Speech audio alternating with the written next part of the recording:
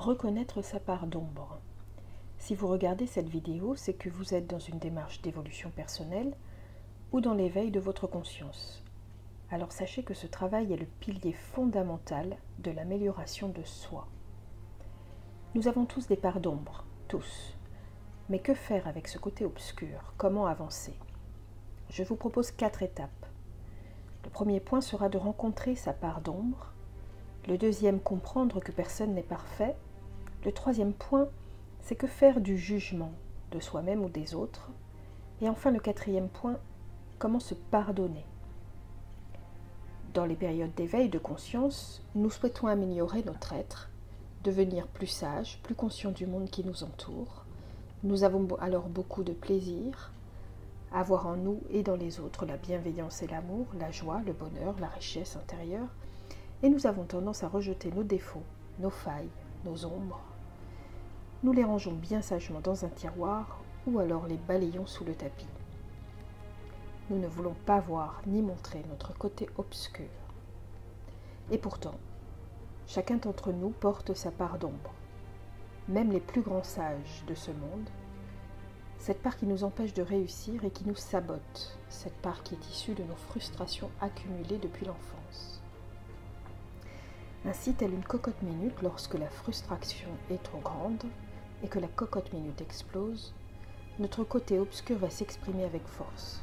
Colère, souffrance, haine, jalousie, tristesse, addiction en tout genre, mutisme, honte ou culpabilité, et j'en passe. Lorsqu'elle s'exprime, elle est souvent incontrôlable, avec cette impression que nous ne sommes plus nous-mêmes. Sortir de ces gonds est en effet le reflet de nos pulsions refoulées. Ainsi, tel Dr Jekyll et Mr Hyde, ce brillant docteur qui se transforme la nuit en monstre, ou encore le jeune Skywalker dans Star Wars qui lutte contre sa part d'ombre entre lumière et forces obscures, nous luttons sans cesse. Et pourtant, nous avons tous un côté lumineux et un côté obscur. Cela est tout simplement humain. Donc accueillir ce côté obscur, c'est accueillir soi-même, s'accueillir dans sa vérité, dans sa complétude et en totalité. Alors, que faire avec cette part de nous-mêmes? Premièrement, il faut aller rencontrer sa part obscure, la reconnaître, l'analyser et la comprendre. Le côté obscur est une partie de vous qui vous pousse à sortir la douleur avec violence ou malveillance. Quand votre cocotte minute déborde, il est déjà trop tard, l'ombre s'exprime, laissant la place à la moins bonne version de vous-même. Alors tout ce que vous avez mis en lumière s'écroule soudainement, laissant une forme de culpabilité honteuse.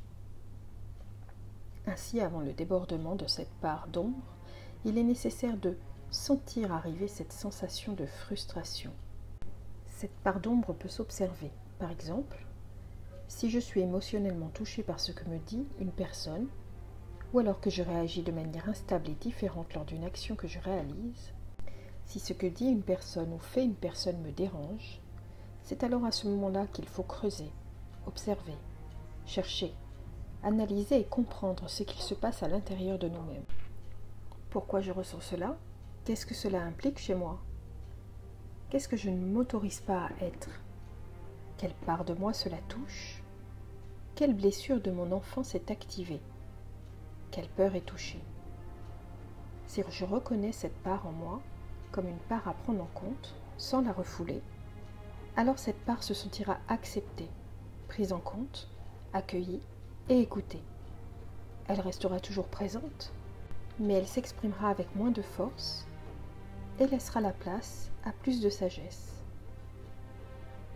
Afin de poursuivre cette compréhension et aller plus loin dans cette acceptation, la méditation peut vous aider, l'hypnose également, mais aussi la psychothérapie ou toute autre technique de développement personnel. Il faut être bienveillant car cette part en vous est une part qui a été utile pendant un temps pour vous protéger en tant que mécanisme de survie de l'enfance, mais qui au fil du temps ne peut plus se contenir et vous demande alors de la reconnaissance et un accueil avec amour et bienveillance. Dans un second temps, il faut comprendre que dans l'éveil de conscience, personne n'est parfait. Même les plus grands sages, les maîtres spirituels de ce monde, ont leur part d'ombre. Chaque personne a sa faille à travailler. Il n'y a pas de jugement. Chaque chose est à sa place. Acceptez simplement que vous êtes sur le chemin et que ce qu'il se passe à l'intérieur de vous est normal et totalement humain. Nous ne sommes pas parfaits, ni moi, ni vous, ni les coachs en développement personnel, ni les grands sages. Nous sommes juste humains avec nos qualités et nos défauts. Se dire que nous ne sommes pas cette part est un leurre. C'est comme si vous mettiez sous le tapis cette part humaine qui vous caractérise, qui fait partie de vous. Dans un troisième temps, il est nécessaire de ne pas juger. Ne pas se juger est fondamental. Oser se regarder sans porter un jugement sur soi, comprendre que cela est juste. Il n'y a pas de dualité entre sa lumière et son ombre. Il n'y a que de la compréhension de soi, car nous sommes tous faits d'ombre et de lumière. Il faut juste allumer la lumière sur cette part d'ombre pour la transcender. Une évolution liée à l'éveil n'est pas que l'émerveillement de la béatitude que l'on ressent lors de l'éveil, c'est aussi un chemin, une avancée dans la prise de conscience de cette part d'ombre, dans la prise en charge de ce qu'on ne veut pas voir chez nous et qu'on ne veut pas que les autres voient de nous. Mais la seule part qui ne veut pas voir cela est notre ego, qui lui nous pousse à nous voir dans notre perfection. Et pour le jugement de l'autre sur cette part d'ombre, considérez que cela lui appartient et que votre travail est de vous concentrer sur vous et sur votre évolution et que cela est juste. Dans un troisième temps, il faudra se pardonner de ne pas avoir pris en compte cette part de vous-même. On ne peut pas se battre contre nos ombres, car c'est se battre contre soi-même. On ne peut pas tout contrôler ni être parfait. Il est important de ne pas rester dans le déni de soi, car il y a toujours une part à travailler, et il y en aura toujours une. Il faut en prendre la responsabilité, sans culpabiliser, et continuer à avancer. Toute chose est faite d'ombre et de lumière, et cela nous appartient. C'est une alchimie qui va ensemble.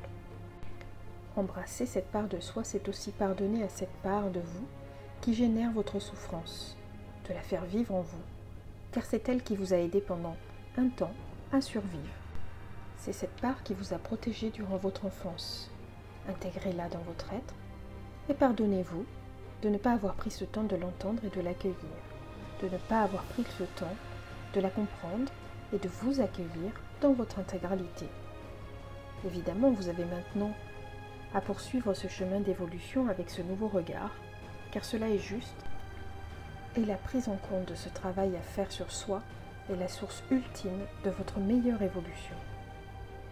Comme dirait Carl Jung, ce n'est pas en regardant la lumière qu'on devient lumineux, mais en plongeant dans son obscurité. Mais ce travail est souvent désagréable et donc impopulaire.